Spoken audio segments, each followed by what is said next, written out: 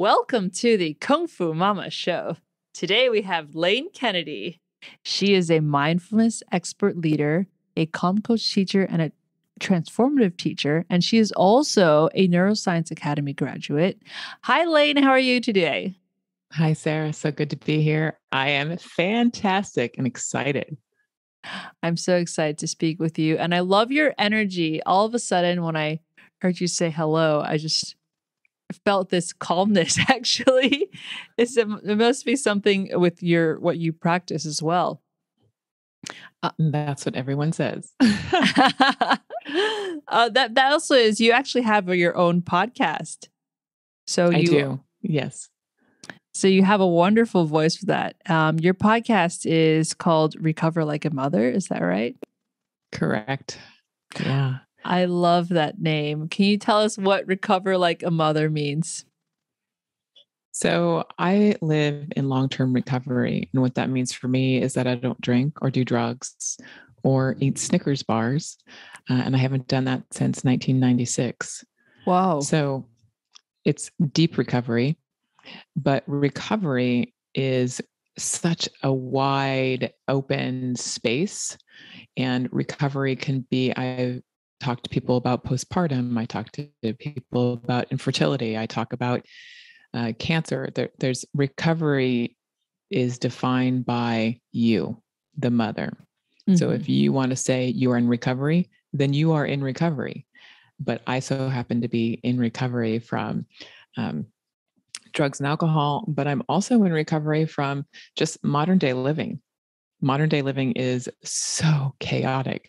And so that is what led me to the work that I do today of being a calm coach. Amazing. So recovering like a mother, and more specifically then you mean maybe talking about baby blues or postpartum depression. Can you tell us about what motherhood blues are and how do we stop that? It's the worst. That is the worst. I took a deep dive into the motherhood blues or postpartum because for me, that happened and nobody talked about it. Mm-hmm. It was really isolating. And I had a natural birth. I didn't have baby in the hospital. I had baby at home and I had a midwife. And there was like a little snippet about this postpartum, but there wasn't a big dialogue about it. And so when it hit me, I was about 18 months into motherhood. Oh. And I thought, what just happened in my life? Like it was really devastating. And, I had to kind of unwrap that package because a lot, postpartum can happen like 3 weeks or 2 years. Like I didn't even know that. I didn't realize that. That's good it's to know. It's a big window. And so for me, I had to kind of dig into it, understand it, learn about it, and get help because I didn't know. And, I found a group that was really, really important for me is to connect with other mothers who were, going through, similar stage of childhood and parenthood. And then I also had to really, seek, for me, what I did is I sought professional medical help. And it was really like overwhelming for me because I'm very holistic. My whole approach is holistic and I'm a wellness practitioner. So I was like, oh, I can't go on medication. And what ended up happening is that I went on the medication, my brain chemistry changed and I went right off of it very quickly. So it was really great. Like I got to see the power of how quickly a medication can help, right? How it can change that chemistry, the dopamine, and then how I was able to get off of it right away. Because I don't want to be on a substance for a long period of time. I understand. So what was the feeling? Because you're a holistic coach, so you understand calmness, you meditate, I believe, in all those things. So how is that change? when you got postpartum depression? So the postpartum was sadness. Like I was like crying. And I'm not a crier. I'm not someone to be, locked up in my bathroom crying, but I found myself crying in that like depressed state.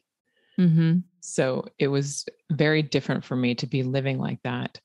And that is why I reached out for professional help. And, some people will go therapy and cognitive behavioral therapy, which is great. I'm all for that as well. Some people will meditate. Some people will walk. Some people will do groups. Some people will change their diet. Like there's all kinds of different ways to kind of face this postpartum. And you have to explore what's going to work for you. I see. So you're very in touch with your feelings, right? Or of course, yes. Can you tell me more about what a calm teacher does and what a holistic practitioner is? Sure. A calm teacher helps others become calm. We live in a society today where we are on, 99% of the time, we are on, ready to go. And we're not really taking any breaths. We're not pausing. We are becoming more reactionary. And so my job is to bring a mother, a woman back into homeostasis, back into regulate. Like everybody's dysregulated. The phone rings and people go, right? There's an instant that something's delivered to the door and it's like, right. So being a calm coach really teaches people how to react differently, how to incorporate pauses into their life, how to live from a different set of values, how to change their relationships with their devices and the technology, and how to, most importantly, change their relationship to themselves. So that's where we start with that. I mean, that's a lot. That's a lot. It's totally like a completely new way of life. Yes, I mean, it is. What is some advice that you can give to mothers right after they've had their child and they may be struggling with postpartum depression? Would they be able to use some techniques to regulate themselves in that time? Oh, yes. So one of the best practices that I share is yoga nidra. And I wish somebody would have given that to me when I was in that place. But it's a very specific type of practice that allows the body to rest deeply. So if you think about the different states of the brain, we are walking around in this very high state, alert state. And when we have a baby, we're even higher, right? We're just like, Rah. And so this one particular practice drops us down into a low, like sleep state where the body can restore. And so when we're facing that kind of postpartum, that depressed state, just to kind of rest the body, to reset it, is going to help wonderfully. So yoga nidra is a type of yoga, and you have to do certain positions or breathing techniques to get into that state. Oh, no. No, you're going to put your body down horizontally, and you're just going to snuggle in and listen. And there are practices that are, 20 minutes. I go for 30 I do an hour and 10 every day because of the magic of what's happening within the practice. To be able to do that. There's no movement, Sarah. Oh, there's no movement. Okay. So it's more of a breathing technique while you're laying. You're just laying down. That's all you need to do. Wow. That's it. That's amazing. Okay. So so this, I guess in turn will also help anxiety and be able to that's it. sleep deeper. Can you tell us how that happens when you lay down and you just let go? I imagine. Can you go a little deeper here? Yeah, I'm just just from a total if you have a meditation practice, there's different types of meditation practices, right? You can sit, you can walk, you can draw, you can color, and you can chant, you can breathe. There's so many different types of meditation. And this meditation is you lie your body down. It's a guided practice where the practitioner, someone like myself, is leading you, guiding you through a meditation. Okay. And so, your brain can't fight that. I mean, it can, but the power of the nidra, more specifically, the power of the practitioner. I see. The power of, or the tone of the practitioner hits your tone, right? Your vibration, right? So we're talking about vibration. So my voice, the vibration of my voice hits your ear, goes into your brain and changes everything. It's really spectacular. Wow, that is amazing. Every mother, I believe, needs this practice because of how transformative it is, but really it's about how nurturing it is. Like it is so delicious. So delicious. So you have to have a good practitioner to be able to tune into that brain wave. And do you do this differently for different people? Do different people have different brain waves, I imagine? So your practice is guided towards specific. It's customized. Is it? It can be customized, but it doesn't necessarily have to be.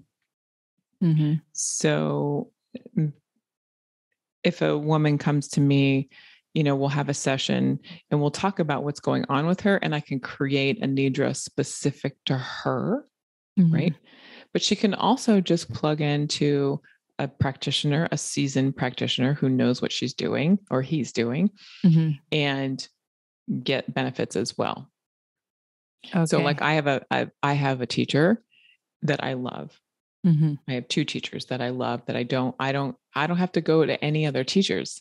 And it's not specific to me, but because of the tone and the message that they are sharing with me as they guide me, allows me to drop into these different brain states, allowing me to regulate, go deep, sleep, but I'm awake and change. But your body is recovering. Correct. In that. Correct. Okay. So can you tell us a little bit about how our unique DNA can stop stress in its tracks and change our biological clocks backwards? Yeah. So I love DNA and I love the brain.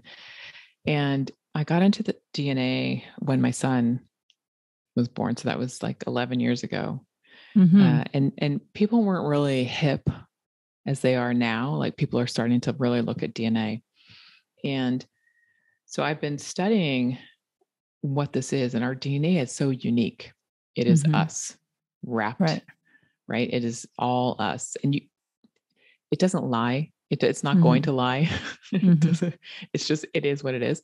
And so when we pull that up, we can look at different genes and we can look at different SNPs, and we can see when somebody is going to have greater propensity for addiction or anxiety or obesity or an aversion to cilantro, right? We can look at that and see that in the DNA. And so when it comes to anxiety or depression, you can look at different gene packs, different specific ones, excuse me. And when you see that combination, if your environment, your diet, your relationships are negative, you can down-regulate that whole gene pathway, and then that anxiety is going to grow, right? So we're looking at epigenetics here.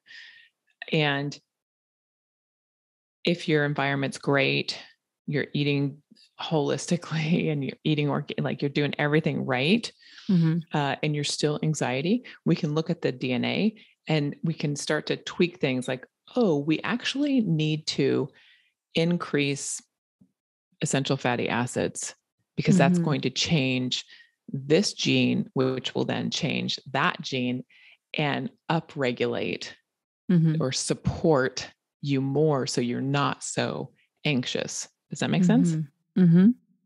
Yeah. So when I look at a client, there's so many factors to consider. I just had a client recently where we were doing everything and she's still like, I'm still anxious. And I went in and I did a deep dive. I was like, I got to figure this out because, everything else, her autoimmune symptoms gone. She gained weight. She was sleeping at night, but this anxiousness was still happening. And I went in and one gene really off. And so we implemented essential fatty acids and and gave her some green tea. Okay. And things started to change. Huh. Yeah. Wow. Off of that protocol. And that's why I love, it's very individualized, and it's something that you have to be willing to really look at it. And there's, doctors aren't doing this work right now. There are a handful of really great epigenetics and researchers out there leading the way. And I just happen to be a part of this collective.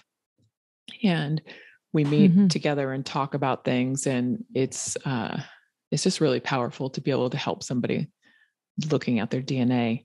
I mean, I feel like this is something this is the first time that I've heard this. And I'm sure a lot of our listeners, it may probably be their first time as well. Yeah. There's not a lot of epigenetic practitioners out there, is there? No. That's why I love being on the forefront of this. And it's amazing. Being able to share it like cabbage. So here's something, right? Here's like, if we want to just give a trick to upregulate your DNA. A lot of people boil cabbage or they'll just, cut it up and eat it in their salad. Yeah. Like right away. But if you chop up your salad and let it sit out for 10 minutes or 10 to 30 minutes, what happens is that the cabbage, the chemicals change in it. Those chemicals then change in your body. Right. Okay. So it's really like, there's so many little, I just get really nerdy on this stuff, I guess. No, please nerd away. I'm so interested in what you're saying right now. So even just cutting, having like a fresh piece of cabbage versus cutting up the cabbage, and even how much time has passed before you eat that cabbage. Yes. All changes. Yes. Is it the DNA of the vegetable and yourself? Yes. Because it changes the molecular structure of the cabbage. Right. So then you put that into your body, which changes your body. So you get an upregulated system. Okay. So chopping the cabbage. So you want to chop your cabbage up and let it sit there for 20 minutes and then you want to eat it. Okay. I see. That's a good hack. That's a good hack. Because I feel like what you're talking about now is just so it's not that accessible unless we access someone like yourself to be able to have someone actually test our DNA. How does that process work? Like, how do you see someone else's DNA? So for me, what I do is, again, I work with this collective and I work with a really great private company.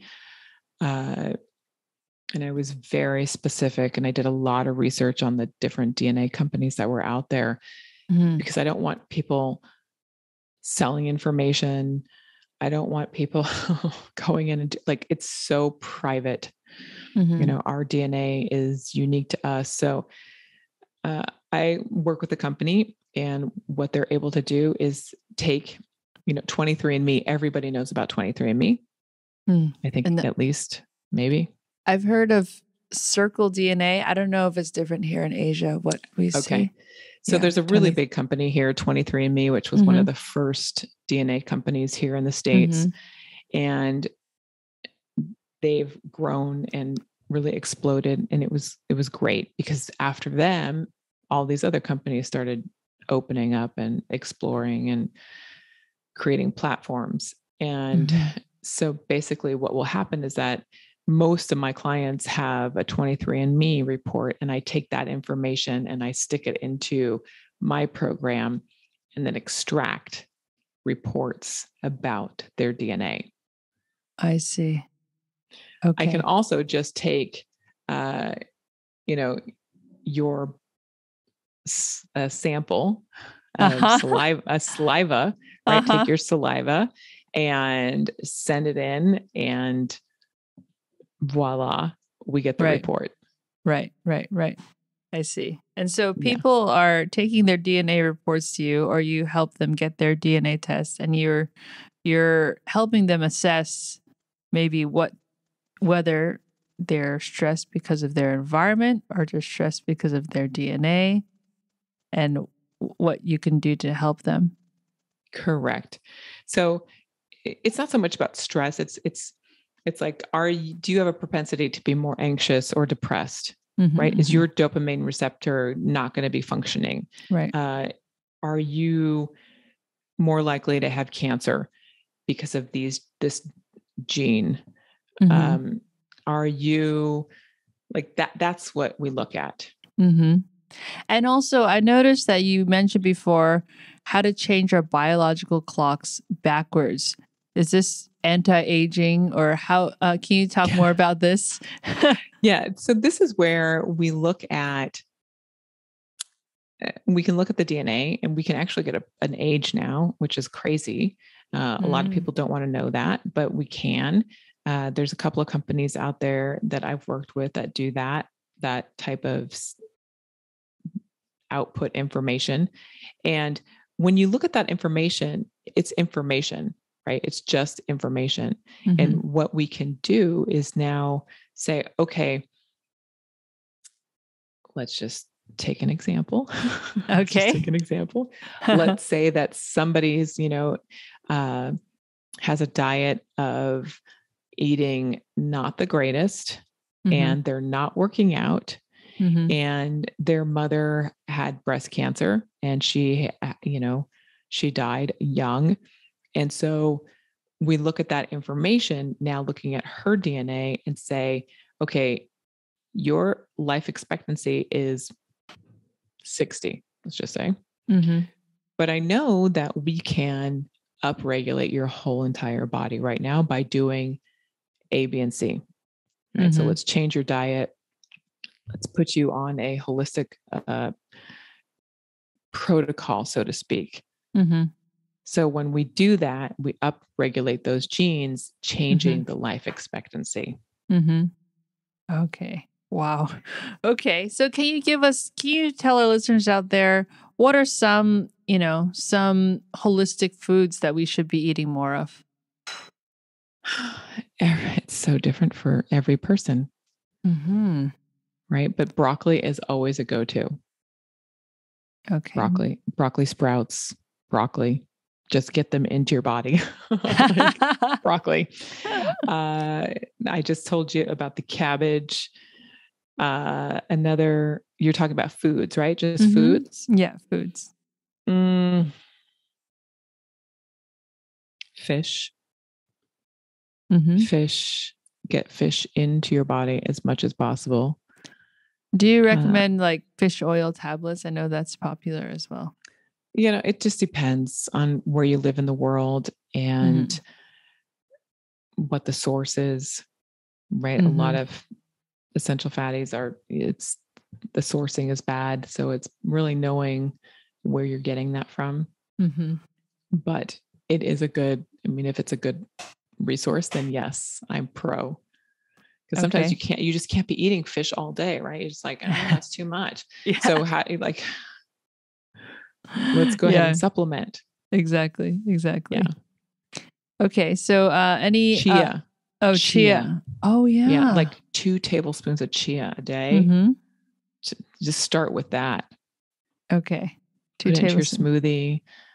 Put it in with some coconut milk and some vanilla paste and have that for breakfast and you're good to go. That sounds delicious. That really sounds delicious. Okay. So do you have any tips for moms to reduce stress? Well, the yoga nidra practice, absolutely. They can find me on Insight Timer and listen. I have like 3 practices over there that are free. So that is like for sure. Another one is making sure that they have connection with other, friends. And, being in this pandemic, absolutely. Like we have to have connection and being outside, even 10 minutes a day is a great place to start. If you can get 45 minutes, like you're winning. If you can get an hour and a half, you're even doing better. So it's really like whatever you can do to get yourself outside, you're going to change the biochemistry of your brain. You're going to change that connection between you and your little one or your kiddo. There's going to be different mirroring between you and your kiddo when you're outside. Right. Just get outside. I noticed that you mentioned that women are less likely to meditate. Yes. Can you tell me more about that? Yeah, I didn't know that. Could you tell me more about that? Yeah.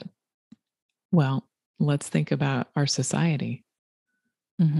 Let's just think about where we're at with the pandemic. Every mother has everything on her plate. Right. She is no longer just being a mother and dropping her kids off. She is now the cook, the chauffeur, the grocery person, the homework person, the teacher, the playmate. She's everything. There's no stopping. Right. She's on from the moment she wakes up until the moment she drops down in her bed. So where men, they're on their computer, but they'll go for a walk. They'll log out. They'll even go for lunch. They'll go sit outside. Right. But women, there's laundry to do. Right. There are dishes to do. There's, groceries to get. There's homework to look at. There's always something. There's payroll to pay. There's emails. Definitely. Right? So women need the practice, but they just often don't. Yeah. Because they have something to do. So and they need it so badly. Exactly. So is that something that we should all be changing in our households today? Absolutely. So we need to get the dads here to be separating that work and spending that time to be able to meditate. But it starts with the relationship with yourself of saying, this is what I need to do. Right? It's about setting that boundary and saying, I need my time to be me. And that takes a lot of work just to be able to do that.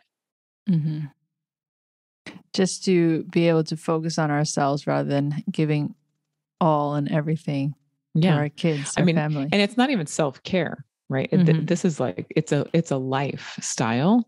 And even the pandemic has really showed us how important it is to own our space, own our life, right? We have to kind of say, enough. I'm going to hand off the kiddo to you now. Right. And I'm going to just be me. Mm-hmm. I see. So is there any way we can, as a society, sort of create less stress? It's funny. I was in my class today and this conversation came up, and I'll just share again what I shared. It's creating a practice that is sustainable for yourself. And once you do that, you start to have a different relationship with yourself. And then other people notice that. And then you have different relationships with them. And then they start to change. Amazing. So when we have this this autonomy in our practice, we create this lovely practice, we start to react differently. And what that does, it's like this big ripple effect. Right. We start having different conversations. Well, like, what does it mean to be mindful? Yeah. How do you have that interaction with your child and not explode? Well, I practice mindfulness. What? Right. Yeah, that's the difference between me and you. Like, this is it. I just practice mindfulness, and it's just a practice. And then it's, that goes out into the office, right? Like, I didn't have to send that email that was like mean or crazy. I didn't have to react to my partner, my boss, because I'm practicing mindfulness. I'm staying present in the moment, which changes everything. So can you tell us a little bit more exactly what is mindfulness? Mindfulness just is basically staying in the present moment. Now. Right now. Right now. This conversation is the only thing that matters to me, Sarah. Yes, you and me, and talking about being here, being present, and being with. Yes. And it's also about suspending judgment. Like, it just is what it is. Right. Because we can say, oh, I'm just going to be here now. No, and then all of a sudden we're like having all these thoughts flying in and out. Like, oh my God, I didn't get the laundry out. Now the clothes are going to smell. Yeah. And, oh my God, the dog food. Right. No, those are just thoughts that are just sitting there. That's right. it. Actually, when you said that, I feel like I felt something change right now. Yeah. This is so cool. I love that. Now I feel more present to our conversation. I feel like we're having this session on our podcast right now. Yeah. That's it. This is awesome. This is awesome. I love that. So all the mothers out there, they really just practice mindfulness and really delve deep on thinking about what that is. And I think that's such a great thing, because I feel sometimes when you're with your child, there's a lot of things that you think about. There's a lot of things you stress out about. And there's a lot of things that are going on around when sometimes you're not there talking and feeling present with your child. And I can see how incredible just this one powerful thing that you have said has just opened up. It has created a ripple. It has created a ripple. I think that's beautiful. That's beautiful.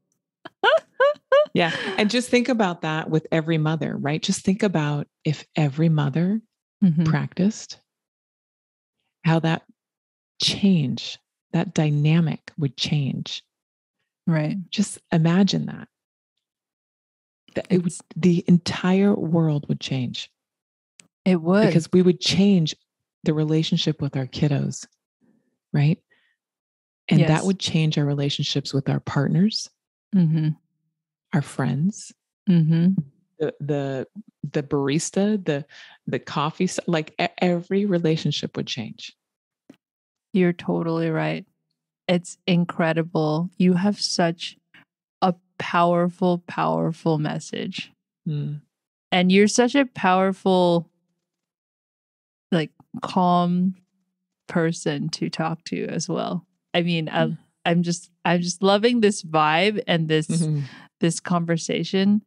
I think, yeah, our listeners out there can really learn so much from you. And it's incredible that you are mixing mindfulness and science and DNA, and just there's so much behind what you're saying. It's so powerful coming from you because you've actually studied this. You studied the brain. You studied how these things, doing these things will affect your actual brain.